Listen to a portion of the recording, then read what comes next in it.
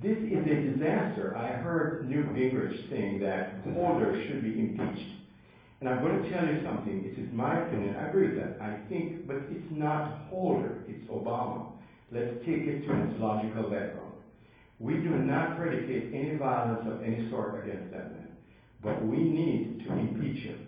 And we need to take back America from these thugs who are intending to harm us. When you study Obama's background, you see that he comes out of that Muslim background. Then he goes to the Jeremiah Wright Black Consciousness Church. Then he's in the Chicago politics. Then he has Bill Ayers, the guy who bombed the Pentagon.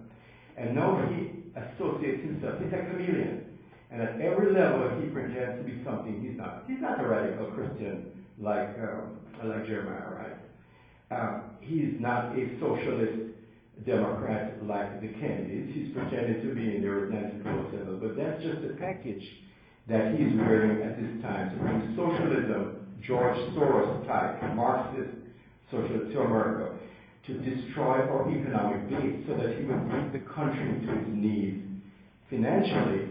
And then when we take away the missile shield that he has done in Europe from Poland on the very anniversary of the day that the Red Army marched into Poland historically, you understand that he's not protecting our allies. He's not going after Ahmadinejad. He's dissing the Israeli prime minister when he comes here. You wouldn't even see him properly in the White House. And he's going around the world, weakening us at every level that he can. Let's take some of the things that happened recently down here with the oil spill. We could have taken aid from foreign countries to help us to skim that oil. He didn't want it. He banned offshore drilling on a pretext. And that is going to harm our economy in the Gulf.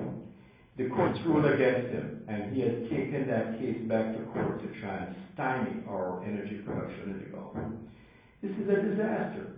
As I say, the stuff that they've done with the Department of Justice is just unbelievable. They're now talking about a value-added tax, VAT tax, which will be transactional, to try and bail us out of this. And it's unfortunate that maybe American patriot Republicans might support that, because the alternative is to see the country totally go bankrupt. But to be frank with you, I don't think we should do any more bailouts. I don't think we need any more taxes.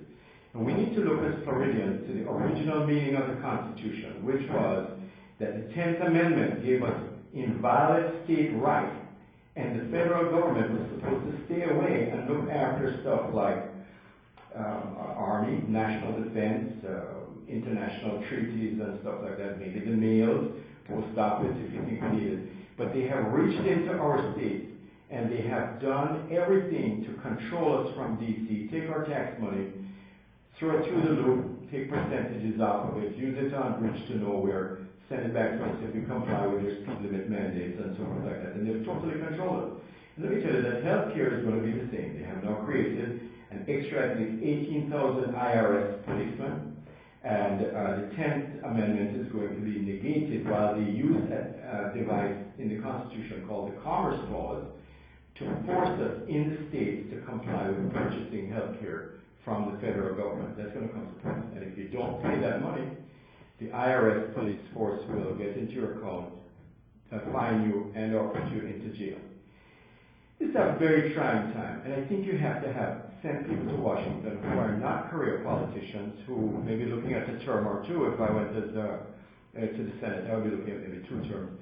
People who are motivated to do something for America, who are not trying to make a living at this. And you need to look at the local candidates. I'm not going to give you any advice about who to vote for.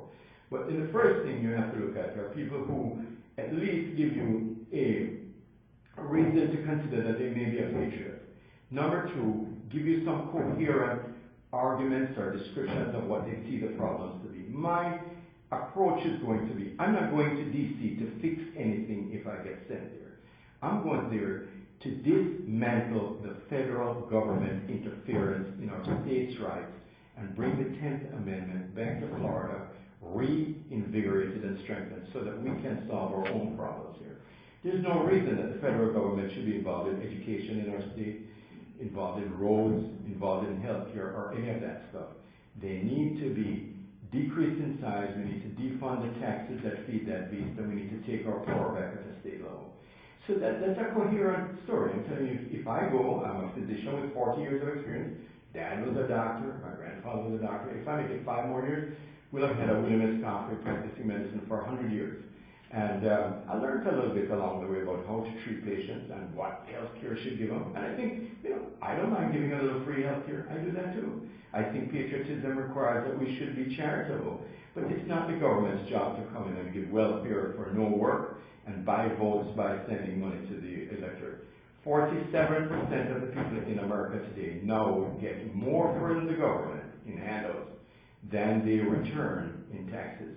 And that's going to be even more dangerous when we start to get over 50% of the electorate who, don't contribute to the country. There was something to be said for the days when only landowners could vote. And I think if you don't have a stake in anything except a handout, maybe it disqualifies you from a vote. I don't know, but those are the things we need to look at. We need to look at the too much power that the various courts have, especially in the Supreme Court, the way that they can impact our gun rights, and the various things that they can do to annul the citizen vote. You vote a bill through. It goes challenged to the court. The court invalidates it. Tell them that they should do that. That was never in the Constitution. Sit down sometime and talk with me. As an attorney, I can tell you that comes from a concept called judicial primacy, which was established in a case called Marbury versus Madison in 1803.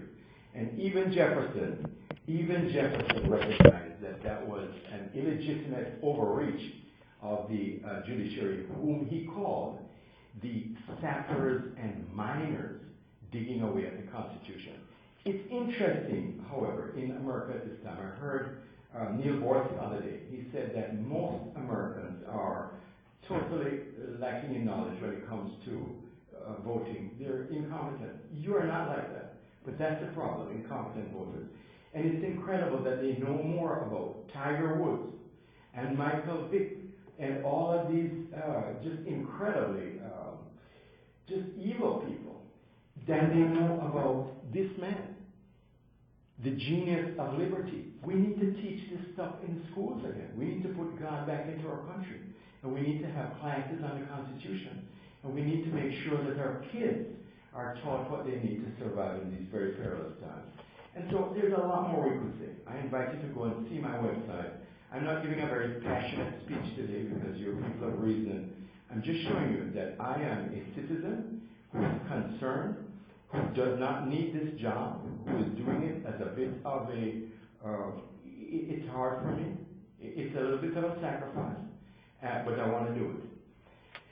Because when I go to the big final sleep, I want to lie there and say, in this difficult time, I didn't turn my back.